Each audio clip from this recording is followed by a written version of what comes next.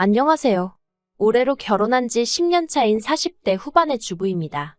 남들 시집가던 시기에는 친정은 어렵고 아래로 딸린 동생들이 있어 결혼 생각은 꿈도 못 꾸다가 뒤늦게 인연이 닿아 남편을 소개받았습니다. 그리고 남들보다 늦은 시작이었던 만큼 더 즐겁고 행복하게 살고 싶은 마음뿐이었는데 어쩌다 보니 이렇게 저도 남에게 하소연을 하는 처지가 되었네요. 남편과는 첫 만남부터 대화가 잘 통했어요. 호탕하고 유쾌한 남편의 성격 덕분에 시간이 어떻게 가는 줄도 모르고 이야기를 나눴죠. 그래서 이후로 1년 정도 만나다가 결혼 이야기까지 나누게 되었고요.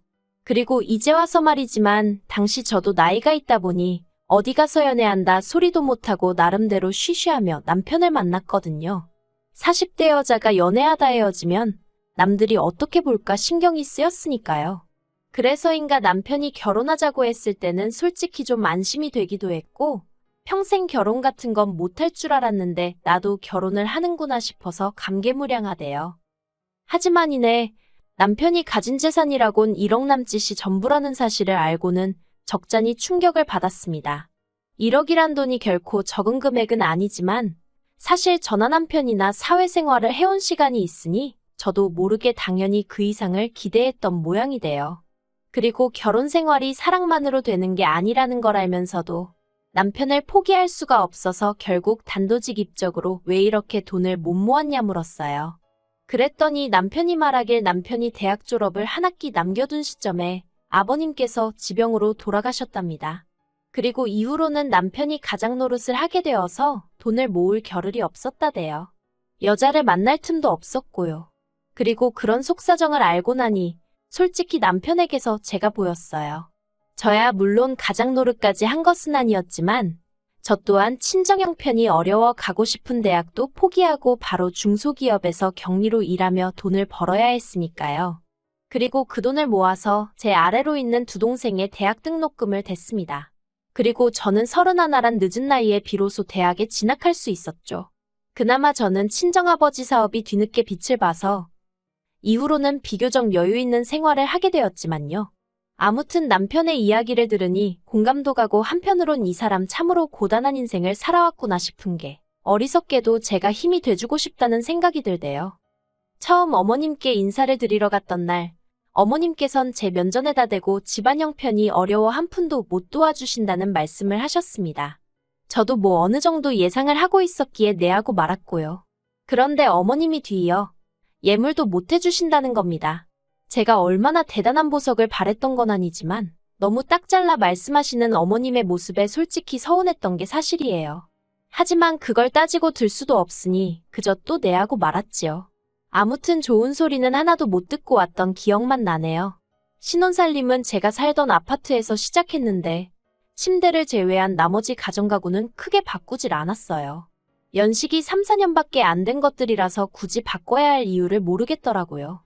그러자 남편이 그럼 자기가 가진 1억으로 저에게 차를 사주고 싶다대요? 처음에 저는 당연히 거절을 했습니다. 직장에서 집까지 버스로 40분 정도면 출퇴근이 가능한 상황이었고 남편이 타는 차도 있었으니까 차가 필요하면 그 차를 빌려 타면 되지 싶었거든요. 그런데 남편이 제 덕분에 그래도 이렇게 번듯한 아파트에서 신혼생활을 하게 되었는데 자기가 뭐라도 해주고 싶어서 그러는 거라며 뭐든지 말해보라는 거예요. 그래서 고민 끝에 일단 현찰로 1억을 달라고 했습니다. 당시 제 계산으로는 나중에라도 차를 사던가 그게 아니면 괜찮은 데다 투자를 해볼까 뭐 그랬어요. 그런데 이 일로 어머님과 제가 크게 부딪히게 되었습니다. 어머님께서 다른 집 자식들은 시집장가 갈 때 부모한테 키워준 거 감사하다고 목돈을 딱 주고 간다는데 어떻게 너네는 입을 싹 닦을 수 있냐며 크게 화를 내셨거든요. 솔직히 황당하기 짝이 없었습니다. 일단 저나 남편이 받은 건 정말 쥐뿔도 없었지만 특히 저는 가락지 하나도 어머님으로부터 받지 못했지만 그래도 예단이다 생각하고 그 당시에 현찰로 1,000만 원을 어머님께 드렸거든요.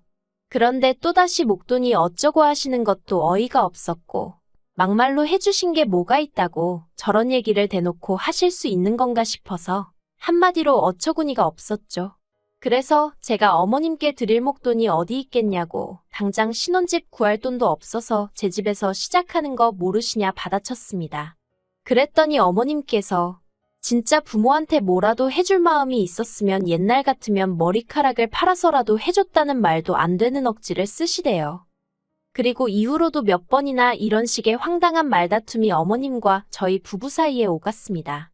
하지만 그나마 다행이었던 건 그럴 때마다 남편이 제 편을 들어줬고 어머님이 정말 선을 넘으신다 싶을 때는 직접 어머님을 찾아가서 한 번씩 소리라도 지르고 오는 시기였거든요. 그런데 이렇게 일이 커지면 황당하게도 어머님은 저를 불러내셨습니다. 그리고는 저를 앉혀두곤 남편 욕을 하시기 일쑤셨네요. 그리고 솔직히 처음에는 어디선가 남편이 잘못하면 시어머니한테 이르는 며느리들이 있다더니 이것도 비슷한 상황인가 보다 싶어서 그런 어머님을 이해해 보려고 했어요. 그런데 시간이 흐를수록 정말 남편이 어머님이 배 아파 낳은 자식이 맞나 싶을 정도로 험담을 넘어서 아예 악담을 하시더라고요. 살면서 듣도 못한 쌍욕을 섞어가시면서 말이에요. 물론 제가 어린 나이도 아니고 그러니 욕 한마디에 화들짝 놀라고 그런 것은 아니었지만 그래도 어머님과 비슷한 연배이셨던 저희 친정부모님은 한 번도 제 앞에서 그런 상스러운 욕을 하신 적이 없으셨기에 충격이 무척이나 컸던 게 사실입니다. 그리고 아무리 어머님 아들이라고 해도 저에게는 하나뿐인 제가 믿고 사는 남편인데 그렇게 깔아뭉개시니 듣기 좋을 리가 없었죠. 그래서 언젠가 한번 어머님께 남편이 뭘 그렇게 잘못했는지 모르겠다고 어머님 말씀이 좀 지나치신 것 같다고 한마디 했어요. 그랬더니 너도 그 자식이랑 똑같은 족속이구나 하시고는 전화를 탁 끊어버리시대요. 그리고 그때 이후로 한동안은 연락을 안 하고 지냈습니다. 원래는 안부 인사고 뭐고 할 것도 없이 어머님이야도 자주 전화를 해대셨는데 어머님이 더는 연락을 안 주시더라고요. 그리고 저도 솔직히 그간 쌓인 감정들도 있었고 그렇다 보니 선뜻 내키지가 않아서 어머님께 먼저 연락을 안 드렸지요.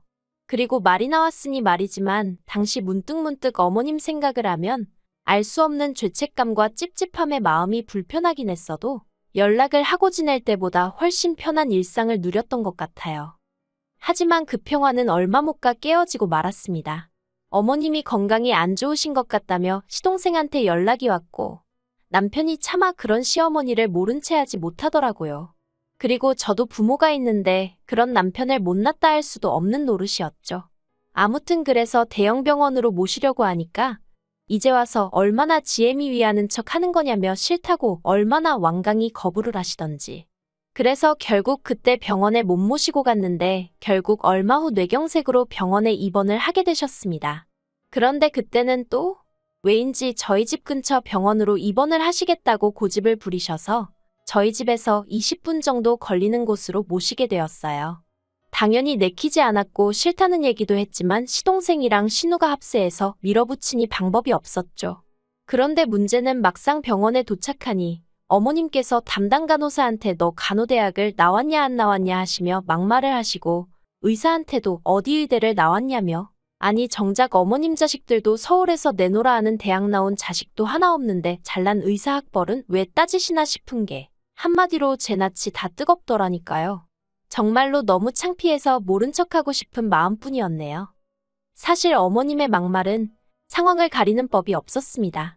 평소에도 예를 들어 외식을 하러 식당에 갔는데 만약 음식이 당신 입맛에 안 맞으면 그냥 다음에 안 가시면 되잖아요.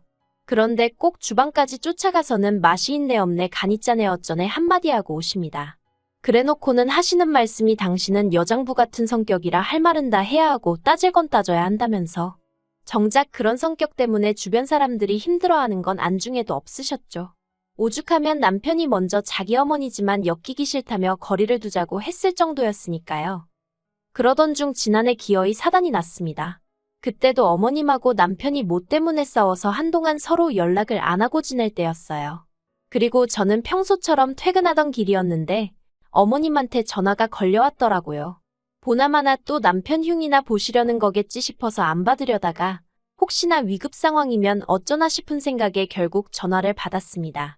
그랬더니 아니나 다를까 아주 멀쩡한 목소리의 어머님이셨어요.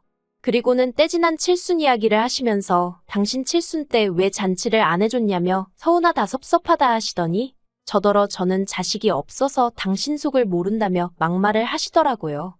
전화 남편이나 늦은 결혼이었지만 그래도 혹시나 아이 하나는 가질 수 있지 않을까 하는 희망에 별의별 짓을 다 하다가 결국 안 된다는 걸 인정하고 간신히 마음을 추스리던 시기였는데 말이죠. 그리고 어머님 칠순잔치를 안 해드린 건 저희 친정아버지께서 암투병 끝에 세상을 떠나셨는데 그때가 어머님 칠순 2주 전이었습니다.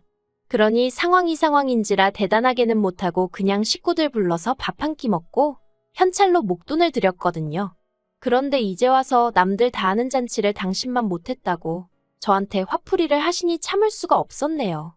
그래서 어머님께 정말 너무하신 거 아니냐고 그때 돈은 그럼 왜 받으셨냐고 다시 돌려달라고 했어요. 그 돈으로 어머님 말씀대로 잔치해드리겠다고요. 그랬더니 어머님이 그까짓 돈으로 무슨 잔치를 얼마나 크게 하냐면서 됐다고 신경질을 부리시더니 전화를 먼저 끊어버리셨습니다. 전화를 끊긴 후에도 한참 동안 뭐랄까 마음이 진정되질 않았습니다. 열불이 머리끝까지 올라온다는 게 이런 건가 싶고 손에 잡히는 건 전부 다 집어 던져버리고 싶을 만큼 우라가 치밀더라고요. 어떻게 집에 도착했는지도 모르겠는데 아무튼 집에 들어가니 남편이 먼저 와 있었어요.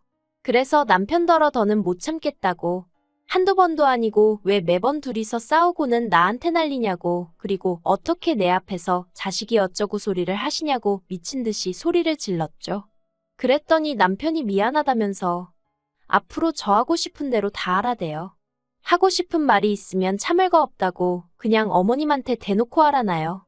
그리고는 남편이 그 자리에서 어머님께 전화를 걸더니 아주 악을 써댔어요. 할 말이 있으면 나한테 하지 왜 엄한 사람을 괴롭히냐면서. 그러니까 또 어머님이 한 발 물러나시대요. 당신은 그런 뜻이 아니었는데 제가 오해를 한 것 같다면서. 그래도 끝끝내 저한테 미안하다고 직접 사과는 안 하셨지만요. 그리고 그때부터 저는 어머님하고 연락을 안 하고 살았어요. 막말로 연락을 안 하고 사는 동안 저는 불편한 건 하나도 없었네요. 그런데 올해 초 뜻밖의 소식을 접하게 되었습니다. 시동생이 자기가 어머님을 모시고 살 거라며 저희와는 상의도 없이 어머님이 사시던 집을 팔았다는 거예요.